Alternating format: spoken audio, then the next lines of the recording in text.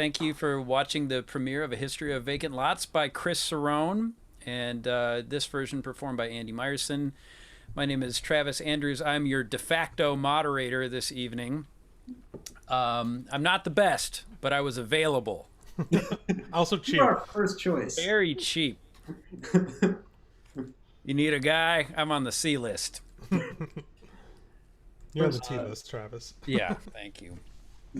But I just wanted to ask like a few of my own selfish questions and to moderate a little bit of a discussion. I'm also just really interested for the two of you, Andy and Chris, to share anecdotes.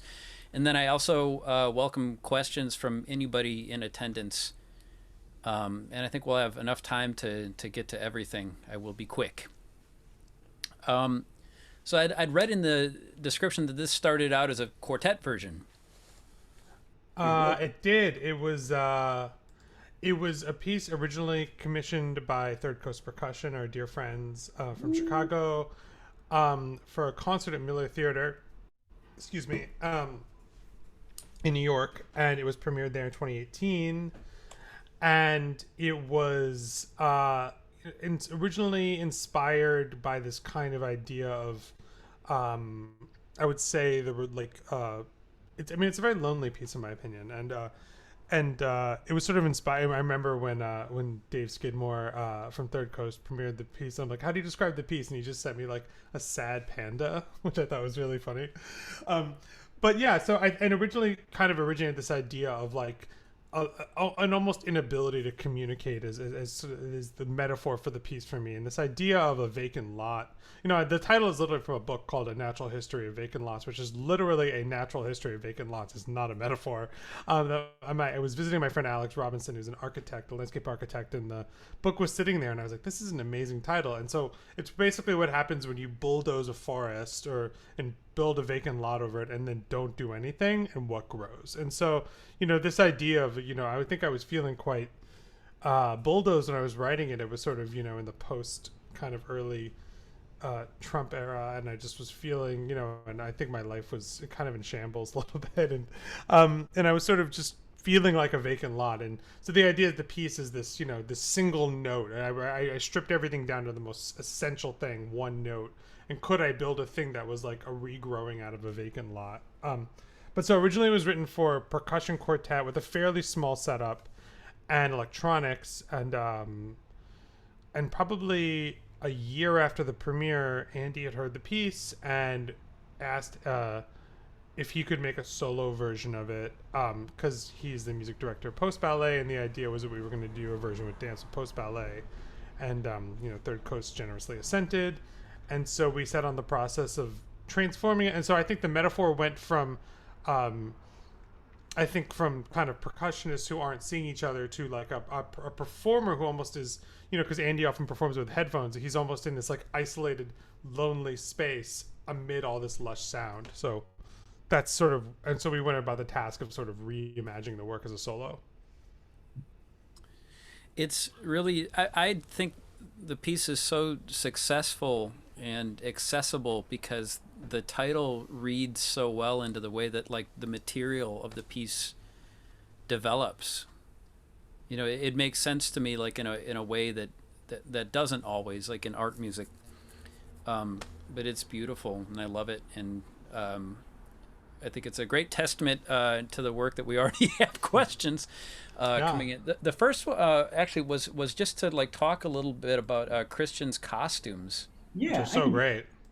Um, well, basically, that sort of speaks to the whole kind of collaborative element with post ballet. Um, so we were, I think Christian is a longtime collaborator with that company. And I think what he was going for, well, I think he knew the space that we would be in. This was originally filmed for a festival called Trolley Dances, um, which in non-pandemic times would be like in San Francisco. It's a festival that happens outdoors. Like there is a performance by a bunch of different dance companies at a bunch of different trolley stops. Um, and so basically the idea is like someone would like get on the train and then just like at each stop there'd be a different performance, and that's what the festival is. Obviously in pandemic times that can't really happen, so they picked a bunch of different locations in the city, um, and had a different company film a different piece there. So it was kind of a virtual trip through. And this was filmed at the Museum of Craft and Design, which is in the Dog Patch in San Francisco. And Christian, designing the costumes, just knew the space pretty intimately well and wanted something that was both his aesthetic, which I don't want to kind of put words in his mouth, but uses a lot of elements that are like reflective and uh, form fitting isn't really the words that I want. It's like they move in a specific kind of way with the bodies of the dancers and the music and like musicians or anyone else that's wearing them. Um, and kind of combining that with this aesthetic that's a bunch of motorcycles that are both art objects and also kind of discarded.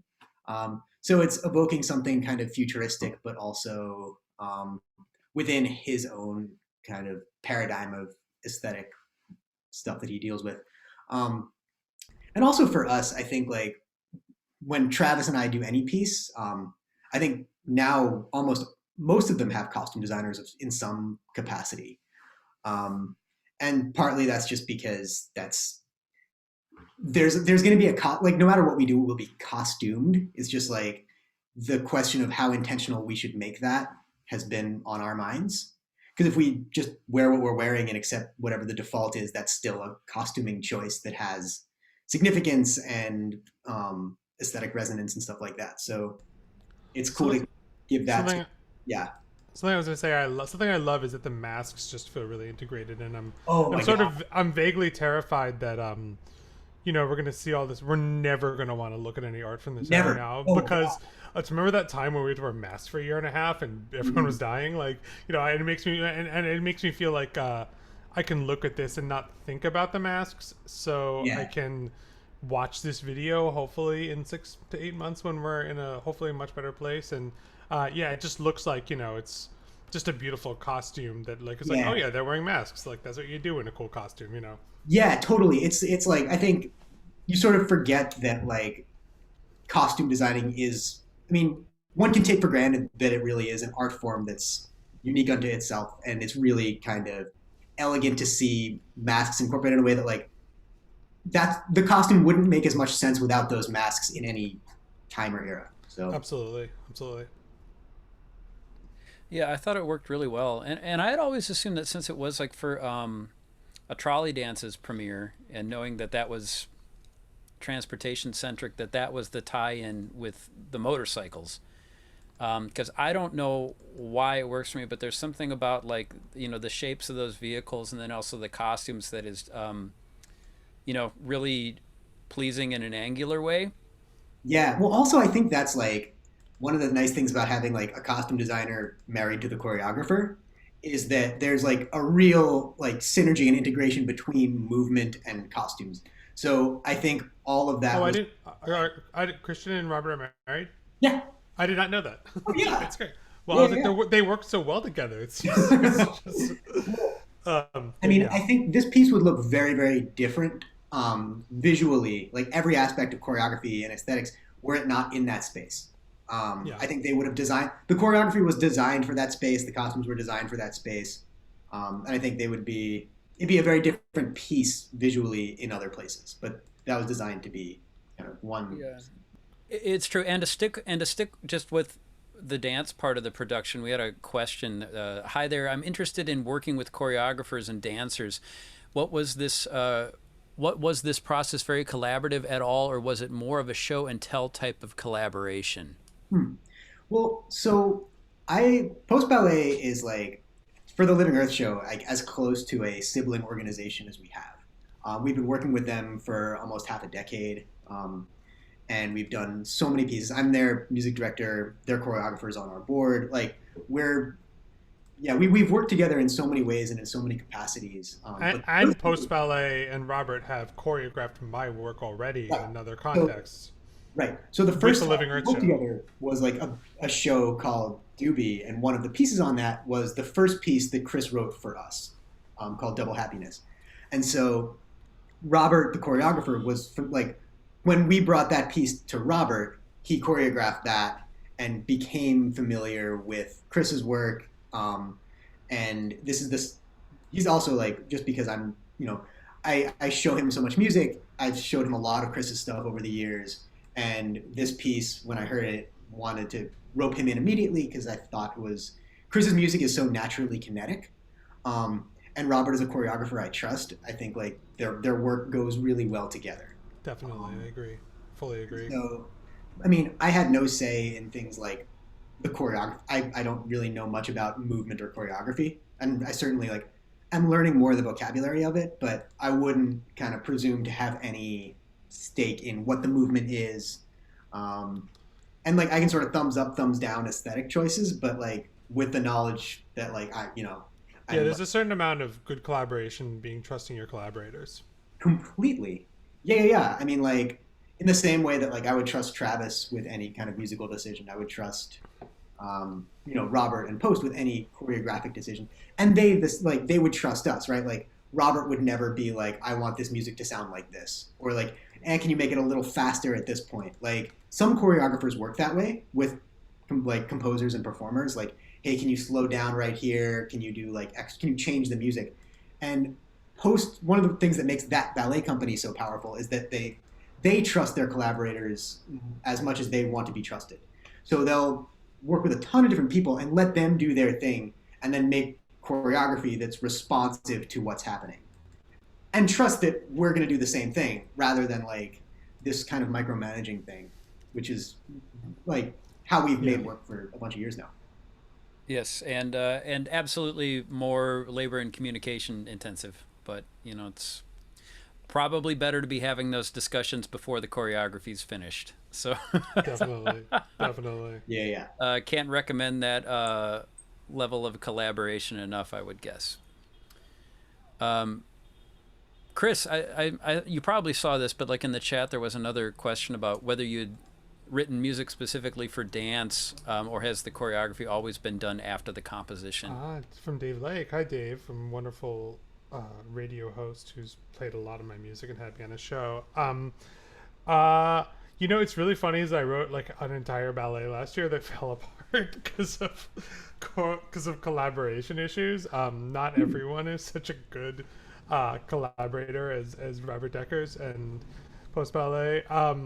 Which it was honestly kind of a nightmare of a project for a lot of reasons that are sort of extraneous and stressful. So that's the only time I've actually written music for dance. I've had an awful lot of my music choreographed. So I think almost every piece of mine, and always percussion winds up being kind of great for dance, So almost every percussion piece of mine I think has been choreographed at one point or another. And I'm looking forward to doing a dance project with a better collaborator. I mean, that whole piece is going to sort of survive and become an orchestral suite. So all's well that ends well. But yeah, it's definitely challenging. I mean, I just sort of got off a call for a new opera. Um, and collaboration with that level is just always really, really, really challenging no matter what it is. And requires really good faith actors on everyone and everyone to sort of check their ego at the door. And so, yeah, basically, no, I have not written a piece just for dance that I really hope to in the future. I think this is probably as close as you've come because like when I approached you for this, like even though the piece had already been written, it was with the intention of being choreographed. Yes, I mean, the sort of the nature of the making the solo version of it is that Andy performs as the kind of main musician with Post Ballet, music director, performer, and so could we make this work? And I actually, the sort of my thing was a little bit like, well, a lot of the pieces about the live interaction of this quartet, and when I was thinking about making a kind of solo version of it, I was a little bit worried about the loss of the kind of visual beauty of the quartet version, which is extremely kind of choreographed itself. So to me, what was really nice is that we were replacing one kind of choreography with another kind of choreography, and that really adds a lot, in my opinion, so that it became about, if it was about musicians interacting, now it's about music and dance interacting. And that was sort of the thing that Andy's idea that really sold me for the project, is that we were going to have this dance element in it. And this sort of, I think so much about my music in general is fixed. I'm sorry, is so much of my music is about like fast, slow. So there's like a lot of stuff going on, but no one like, but very little is happening at the same time, and it's about that kind of combination of elements. And I thought it was really remarkable how different the versions sound to me, like the solo percussionist versus the quartet. I mean, if I had to describe it, the quartet version has like so much air, and then you can hear the hall and you can hear people interacting in it, and it's usually, it sounds like the type of beautiful recording that I would usually like seek out when I wanted to be introduced to a piece. And the solo version does feel lonelier to me, like the way that you had said earlier, Chris. But it's also, I don't know else to put it, but it's also more sterile. And not Thanks, sterile. Lonely and sterile. It's great. Yeah, but not as a pejorative. It's like it's very Yeah. it's very like clean. Yes, and well, and we sort of went for it with the recording where we're like, every note is going to be perfect here because it's a studio recording, and I always see the humanness of live performance and the recording process as being totally different. And I just think that them being just totally different kinds of objects altogether. And so I think when we went for the recording, we're like, it's going to be this kind of machine-like thing, which is going to be very kind of hyper resonant but hyper clean. And the live performance, it's like human beings doing it, and so that the kinetic incitement of a live, people trying to do a live thing versus like we edited every downbeat with the 47 multi-tracks that we did for the studio recording. They're just totally different objects, and to me they're both wonderful experiences. But I kind of don't want A and B, and I don't want B and A. I don't want a totally clean live performance. I don't want a totally whatever. I don't want a live performance in a studio. It's just I love the opportunity to make them be very different things. Well, careful what you wish for, Chris, because I will totally give you an unclean live performance anytime you want it. Well, this is coming from the guy who re-recorded his entire guitar part after we recorded Double Happiness. Like, this is It wasn't right. One perfectionist to another is all. It wasn't I'm saying. right. To do it, like if I ate a bad sandwich, I'm not going to keep a take I recorded on a day I had a bad sandwich. It's got to be like the best day ever. That's what I'm saying. That's what the. We have another question from. Well, actually, because so this question actually kind of like speaks to that recording. Pamela asks, "Is the electronics part of the piece tape, fixed media, and does Andy need to click in his ear to play it?" Yes and yes. So I'm always performing it with a click track. And one of the reasons that when I record, I go back and forth about the best way to record things, and it's very piece dependent. Especially when there's ensemble interaction happening, and even for solo stuff, there's a certain kind of sometimes you want to capture all of the noises of the instruments and the feel, the room you're in, and all the sort of the things that make it capturing a vibey performance. This piece, I also, in addition to recording the solo part, also had to record all of there's an electronic backing track. Right, we sort of took all the fun little bits from all four players' parts and gave them to Andy, and then sort of everything else winds up getting put into the backing track. So when it's done live, there's a live vibe and a pre-recorded vibe. Yeah. And so you'll notice in the video, there's you're sometimes hearing a vibraphone when I'm not hitting a vibraphone. That's actually a pre-recorded, I'm basically recording the other, I myself cannot be all of Third Coast Percussion. 4 of me cannot be Third Coast Percussion, but I was recording a lot of these in advance to try to capture all of the parts. Well, it's so funny just to talk about this a little bit, is that I personally don't like click tracks in general, and I always try to avoid them. My piece Double Happiness for these guys does not use a click track. And, there was 2 reasons I wound up thinking it works really well in this project. One is that when I was writing it for Third Coast, the original version is that the players are situated impossibly far from one another. So it's it's opposite sides of the hall. So my idea was I'm going to take advantage of this technology to do something that's impossible without the technology. To me, when the technology is a band-aid for syncing, it's kind of a bummer. But when it's but now it's oh yeah, these 2 guys who are 50 feet from each other are doing a unison hit that would be impossible otherwise. I love that. And so basically, my logic was, as it got transformed into a piece for solo percussion and with dance, is that something that'll be really, really, really, really helpful for these. Someone asked about collaboration dance. One thing that's like super good for dancers is to play it exactly the same time every time. They Yep. love that so that they can work on their choreography properly. I mean, I remember my friend Chris Roundtree from Wild Up was conducting Appalachian Spring with the Martha Graham Dance Company, you know, obviously originators of that piece. And like he had to like do it off like the tempo of this like one horrible recording because that's the one recording they know and love, and like that's the tempo. So it's like, sorry, Chris, you're doing the weird like scratchy vinyl version of the piece for dance. And so yeah, as it got transformed into, you know, as I'm sure all the composers on this call, as Pamela knows, another electronics person, sometimes you got to use a click track, and I think that was kind of ultimately where all the logic for this was. Hmm. And that's one of the things that made it feel like it would make sense as a solo. Because even in the quartet version, there were a lot of things electronically already happening that were fixed. Mm-hmm. So it wasn't sterilizing a live performance that was like would breathe differently like if it wasn't pre-recorded, because there were these elements that were like um, electronic and recorded already. That was kind of like factoring into how I'd want to record it as like a final object too. Like everything would Mm. be like the tape part. Yeah, it's so funny that who knew that we'd go into an age of so many click tracks, so soon after this was written. So many projects are being made in the COVID era where basically a bunch of people are recording a click. And I think I'm so curious in the whole sense of like what happens in this world when we come back to the world. Hopefully, we all dying to see some live shows. I certainly am.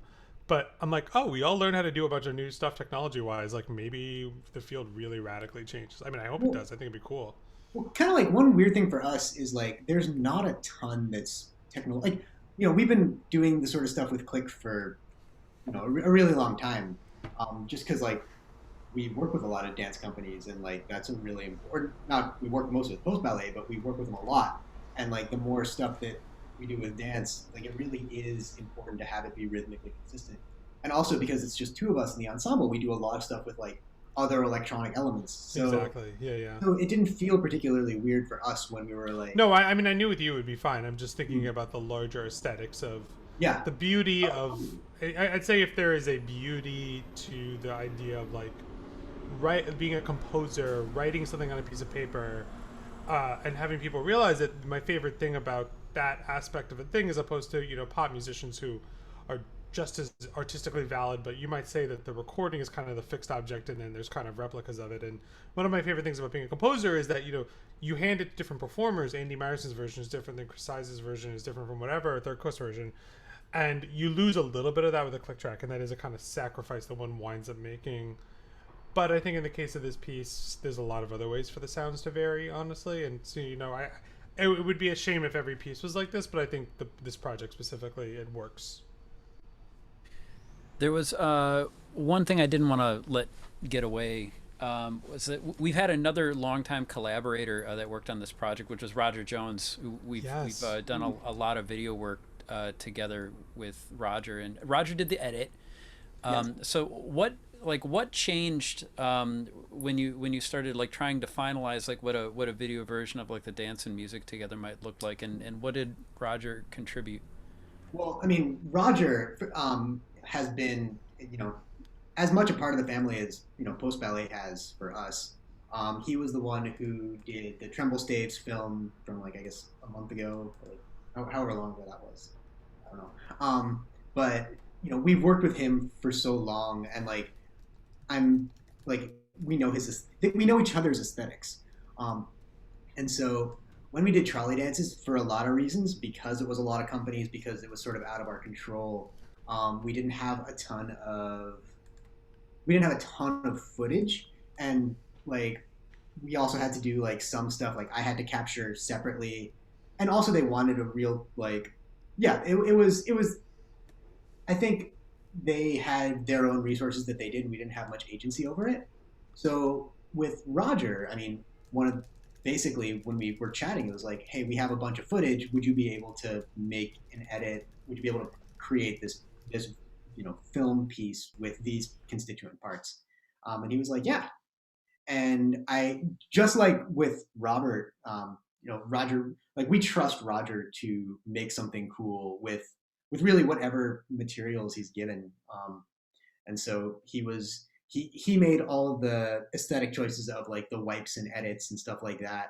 Um, Yeah, I was commenting to Andy during the video. It's like having seen the first cut, which was just a quick cut. I think it was done really. Was it shot and like premiered in a week or something, and really being able yeah, to revisit it and we kind of we did a fast cut of this and a fast edit this past fall yeah. in the forever in October or something, and then it took the time to Mhm. remix it, remaster it, re-edit it, both video and audio wise, and I think we've Yeah. got a I yeah. mean, we did it for the original film. It was kind of with the intention of like getting raw material for a final version that would be this. Totally, yeah. And whenever we do a final version of anything, like the first person we'd ever call for film is Roger. Awesome. Yeah. Yeah. I couldn't believe like how well the color worked with the sound. I mean, it was like unexpected to me. Is like when I listened to it, Andy and I try to give ourselves like fake synesthesia to help us memorize things better. So also trying to like just imagine like the color of what I'm listening to. I thought Roger took it in a really interesting direction, and I was totally riveted. Um, Another question I didn't want to miss is what were the other percussion instruments used in the quartet version? Um, well, I mean, there were other pipes, just different pitches of pipe. Um, I think that's there might have been another blockage in Yeah, there's a kind of couple of moments where it sounds almost like electronic white noise, and it's Andy with a brush on a snare drum giving this like and I think there's a couple, and there's a sand, and it's a brush on a drum, and there's crystal glasses as well, which again, the line between these effects are like, this is not crystal, this is a plastic glass, because I'm not allowed to have glass anymore after I break all the glasses in my home. But Sounds there's like a crystal glass with the kind of and on the and also I should say that the electronics are all really, really, really simple raw materials that are basic. It's with a reversed sound of a piano playing a B, and I think that is actually the only. And I think there's some sine waves, and that's all there is to the electronics part. I was very, very purposely used a very limited palette, because I think the whole danger of any kind of composer doing electronic music is like you could throw anything in at that point, and I wanted to create something that was just spare the way the rest of the piece was, to give it a kind of internal consistency. But yeah, there's lots, and then there's just like a million layers of vibraphones and a million layers of glockenspiel crotales, and those are all in Andy's live yeah. version too. Um, there's some like bowing things that are in the track. There's what else is there? Oh, one of the other interesting things is there's one vibraphone with a motor on, one motor off, to get like this weird dissonance. Yeah, no, I think it's yes, and to create wavering of pitch, because one of the main goals of the piece is to create pitch that hovers up and down, kind of throughout the whole thing, to this unstable, fragile kind of effect. Yeah, which is something that like I've always noticed and really enjoyed about your music, Chris, is that it always uses, we call it beating, Yep. Like the beating of pitch to great effect. Well, yeah, and I think something my music tries to do is use a very limited palette, so that you really can focus on the acoustic, psychoacoustic effects. If you do very dense music and have effects, it kind of gets lost. And I try to do very, very simple things where you can be like, that's a, I remember seeing a performance of a piece of Alvin Lucier's. It's one of my favorite composers, and it was a piece with just clarinet and sine waves, and the effect was that you played a note, and the sine wave just got a little sharper, and the beating would change, and I was like, this is enough for me, I'm down, this is the whole piece, great, awesome. And so I always try to take that spirit of I think for me it's like all my music is like about 3 or 4 things. It's about processes, it's about the literal sonic result, and then it's about the poetic possibility of the sonic result, and those 3 things kind of in combination are everything I do to a certain degree. Crotales are the fourth. That's about sonic effect. Oh, And well, just bells. well put. I put this in the chat once before, but just in case you want to take this particular recording of Chris's piece home with you, there is a Bandcamp that's live now. And let's see, what else? What else are we pitching? Oh yeah, If you're not already subscribed to our digital season and want to see more great music like this and talkbacks, like please visit this link, thelivingearthshow.com/donate, and subscribe to our digital season. Because what else are we gonna do? Yeah. Chris, do you have anything else coming up or anything that you'd like to announce or make us aware of? This, always, if you are, I just had another piece premiere last week, a brand new piece called New Addresses. It's available on my website. I'll just put the chat in my link, my address in the, I don't speak English anymore. This is my 6th Zoom of the day, so I'm like done. But, so there's a new piece called New Addresses premiered by Hub New Music, a really outstanding, the Living Earth show of Boston, if you will, quartet. And then later on, I think this is also on my website, I just am turning in a new concerto for the Cincinnati Symphony, which is being performed live to a very small kind of socially distanced audience in April. And there will also be live streamed, so anyone can see it. So those are my two, kind of upcoming projects that are currently in the works, amongst many other things. Dig it. We should talk about. So, what are our next dates? Oh my God, we have others. Yes. Okay. So, what do we have? February 12th. February 12th is for only for the actual subscribers to the season. We're actually doing a preview of the full Commando album, which is has been like a lot of years in the making. It's a really cool gay rap rock record. It's awesome, but it's not a public thing like this one, so it'll be super super fun with all the vocalists. It'll be wild. And then February 26th, we'll be doing a Brian Fernyhough piece called Renbois Shards. And that's our 2 for. I feel compelled to put another little bow on that. So yeah, if you want to hear our gay rap rock record on February 12th, please go to thelivingearthshow.com/donate and become a subscriber to our season starting at $20 a month. Or if you want to see Brian Fernyhough, whatever. Right. Or, maybe on the 26th you want to see Andy and I play the I don't know how to describe our Fernyhow. Yeah, Chris, maybe you can do it better than us. It sounds like they're improvising, but they're actually playing the most complicated music ever, but in a good way. Yes. No, it's a beautiful feat of sadomasochism that I personally have enjoyed watching many times. It's great. It's a really astounding piece, and what brought Living Earth Show to my attention a few years ago was their putting together this whole project, and I don't know, I have to say that they make a really really kind of crazy insane piece really fun to watch, and that's my favorite aspect of you guys doing that piece, is it's you make it fun. It's like it goes from this sort of, one would get the illusion that this is this inaccessible sort of abstruse music, but actually when you guys do it, it kind of sounds like a really cool like jam session or something. Thank you. Wow. No. It's going to go like on every single, your quote is going to be on every grant application we write for the next 3 years. jam band of San Francisco jam band who play tuplets.